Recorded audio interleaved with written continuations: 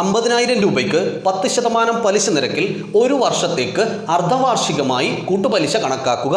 അർദ്ധവാർഷികമായി കൂട്ടുപലിശ കണക്കാക്കാൻ ചോദ്യം വന്നാൽ ആദ്യം ചെയ്യേണ്ടത് തന്നിരിക്കുന്ന പലിശ നിരക്കിനെ പകുതിയാക്കുക. 10%ന്റെ പകുതി 5%.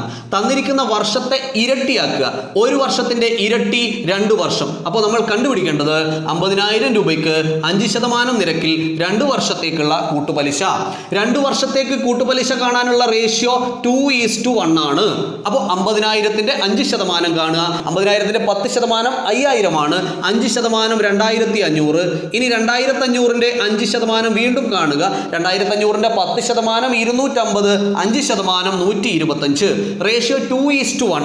ആദ്യത്തേതിനെ 2 കൊണ്ടും രണ്ടാമത്തേതിനെ 1 കൊണ്ടും ഗുണിക്കുക. 2,500നെ 2 കൊണ്ട് ഗുണിച്ചാൽ 5,000 ആണ്.